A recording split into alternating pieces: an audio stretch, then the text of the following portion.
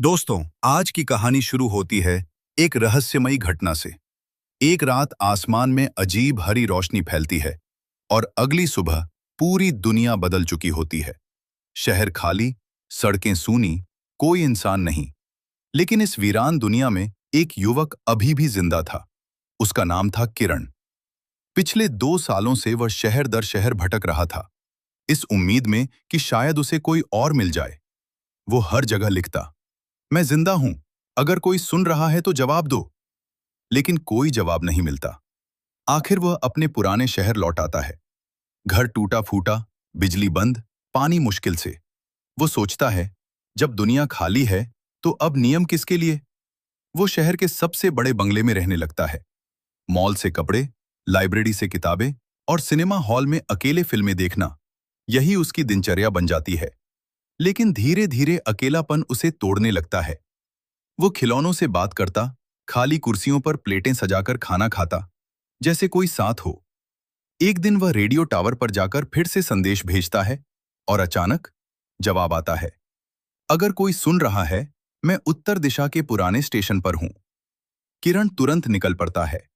लंबे सफर के बाद उसे एक कैंप दिखता है और वहां मिलती है एक लड़की, मीरा। मीरा समझदार और अनुशासित थी। वह कहती है, अगर हम आखिरी लोग हैं तो हमें दुनिया को फिर से बनाना होगा।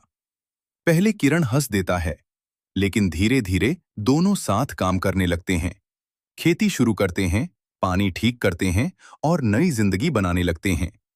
और एक रात दूर सड़क पर हेडलाइट दिखाई देती है। एक गाड़ी, कोई तीसरा भी आ रहा था। गाड़ी धीरे धीरे पास आती है। किरण और मीरा सतर्क खड़े रहते हैं। गाड़ी से उतरता है एक आदमी, रवि। वह भी सालों से अकेला भटक रहा था। अब वे 3 हो जाते हैं। तीनों मिलकर शहर को फिर से बसाने लगते हैं। सोलर पैनल ठीक करते हैं, सड़कें साफ करते हैं, बगीचा बनाते हैं। अब हंसी और बातचीत लौट आती है। लेकिन कुछ महीनों बाद रेडियो पर और सिग्नल मिलने लगते हैं। मतलब दुनिया में और लोग भी बच सकते हैं। तीनों फैसला करते हैं, वे खोज यात्रा पर निकलेंगे। कहानी यहां खत्म नहीं होती, क्योंकि असली सवाल अब शुरू होता है।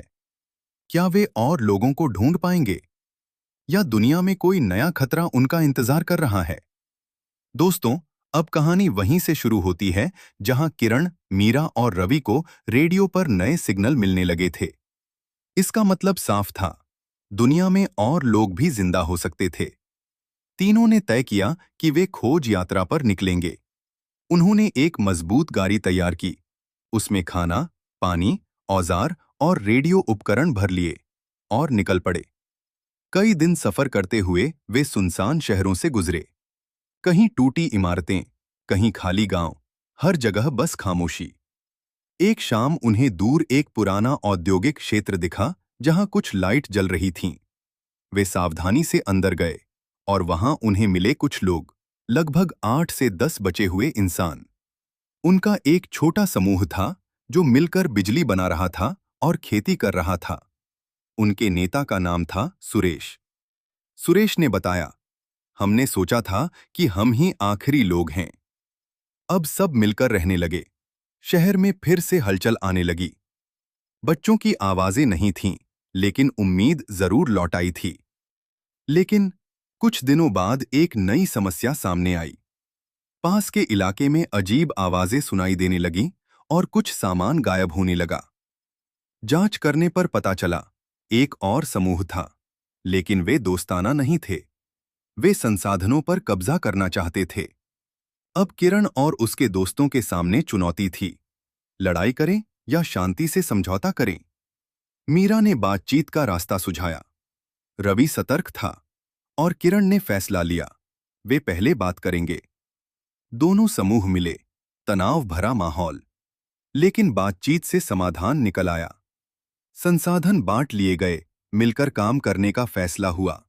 धीरे धीरे एक नया छोटा समाज बन गया। स्कूल, खेती, बिजली, सब फिर से शुरू होने लगा।